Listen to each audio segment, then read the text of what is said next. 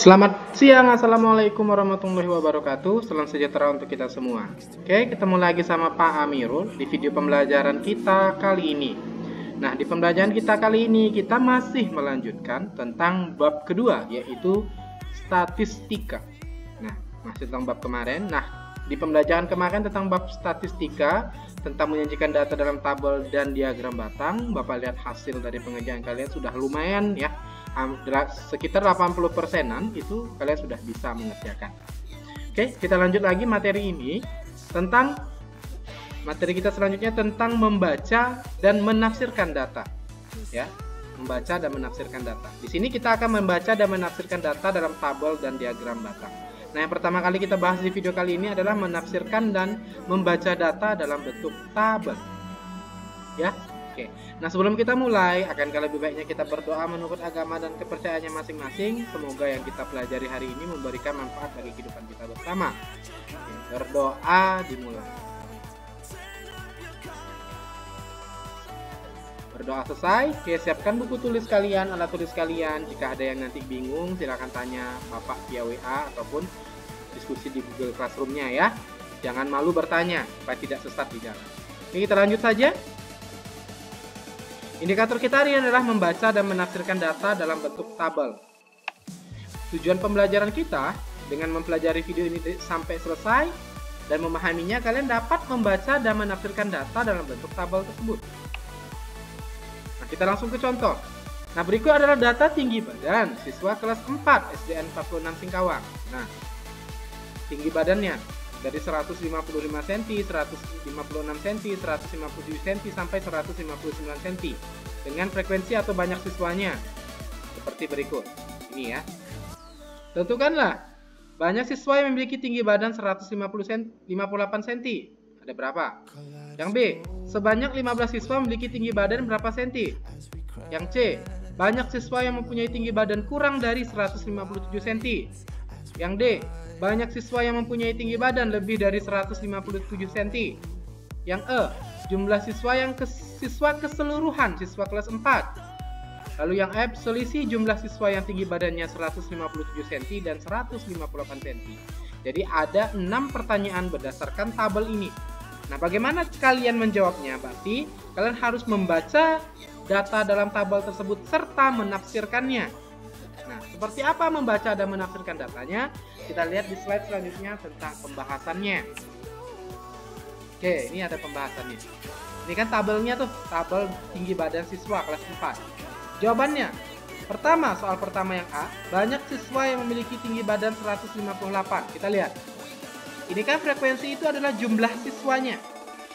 Nah, yang 158 ternyata dimiliki oleh 8 siswa. Berarti yang memiliki berat badan, tinggi badan 158 cm itu ada 8 siswa di kelas 4 SDN 46 Singkawang. Seperti itu membacanya. Jadi kalau dinanya 155 ada berapa siswa, berarti 155 ada 4 siswa. Seperti itu. Nah, itu kita membaca. Lalu, sebanyak 15 siswa memiliki tinggi badan berapa? Kita lihat. 15 siswa, ini kan bagian banyak siswa. Di sini kan 15 siswa. Tinggi badannya berapa 15 orang siswa ini? Ternyata 157 cm. Seperti itu. Kalau soalnya sebanyak 8 siswa memiliki tinggi badan berapa? Tinggal lihat, 8 siswa ternyata tinggi badannya 158 cm. Seperti itu. Soal ketiga. Nah, ini bagian menafsirkan. Banyak siswa yang mempunyai tinggi badan kurang dari 157. Kita lihat. Kurang dari. Berarti kurang dari kan sebelumnya. Misalnya kurang dari 5. Misalnya berarti 4, 3, 2, dan selanjutnya. Ini kan dia nanya kurang dari 157. Fokus sama 157 dulu. Kurang dari kan berarti yang kurang dari ini. Sebelum 157 berarti 156, 155. Tetapi 157-nya tidak masuk karena kurang dari 157. Berarti yang kurang dari 157, 156, 155. Yang ditanya banyak siswanya. Berarti kita cek 156 ada 2 orang. 155 ada 4 orang. Maka 4 tambah 2 boleh juga 2 tambah 4 sama aja. Berarti 6. Kan gitu. Lanjut, supaya lebih paham lagi, yang soal nomor 4 nih berkaitan juga. Banyak siswa yang mempunyai tinggi badan lebih dari 157. Berarti fokusnya di 157, lebih dari 157. Berarti setelah 157 apa? Berarti 158, 159. Berarti 157 tetap tidak masuk, tidak dihitung. Dihitung itu adalah lebih dari 157. Berarti 158 dan 159. Berarti 158 ada 8 siswa, 159 ada 3 siswa. Berarti 8 tambah 3 ada 11 siswa. Nah, kenapa tidak 160? Kan 160 juga lebih dari 157. Kan di tabelnya hanya sampai 159. Jadi kalau kalian masukkan 160 juga, di sini tidak ada 160 cm tinggi badan siswanya. Palingnya sampai terakhirnya itu 159. Jadi karena dia nanya lebih dari 157, maka 158 dan 159. 160 enggak, karena enggak ada di sini. Lanjut, soal kelima. Jumlah siswa keseluruhannya. Berarti ini tinggal dijumlahkan. Ini kan jumlah siswanya, frekuensi nih. Bahasa lainnya itu jumlah siswa.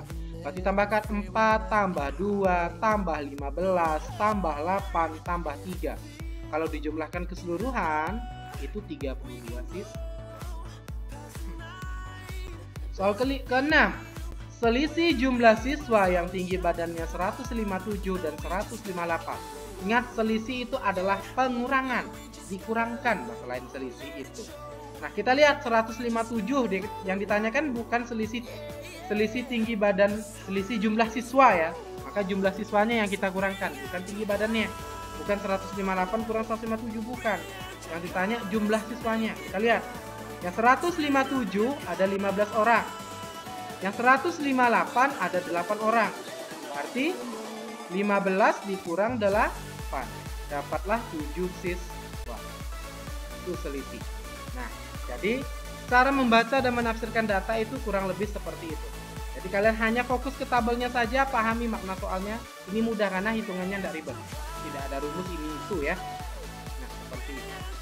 Nah, apakah sudah paham? Jika sudah paham, bagus. Kalau belum paham, silakan diskusikan dengan Bapak di grup WhatsApp-nya.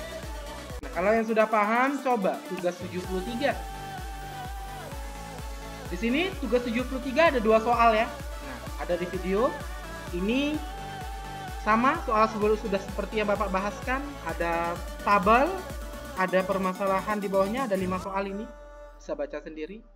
Nah, kalian isi ya, seperti yang Bapak bahas tadi. Lalu soal kedua, nah agak beda sedikit tabelnya. Nah, ini tabel tentang banyak siswa di suatu kelas. Misalnya ini data anak SMP. 7A ternyata ada dalam satu kelas itu kan tidak mungkin perempuan saja. Pasti ada laki-laki.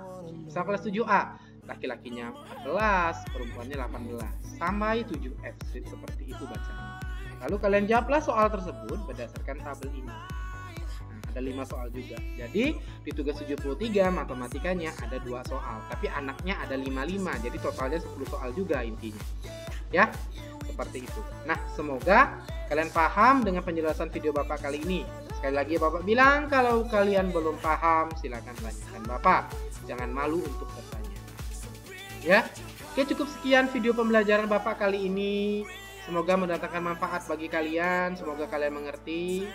Nah, selalu menjaga kesehatan tubuh, selalu menjaga masker, menjaga jarak, mencuci tangan. Selalu terapkan pola 3M, makan makanan yang bergizi supaya daya tahan tubuh kita bagus ya, terhindar dari segala jenis penyakit.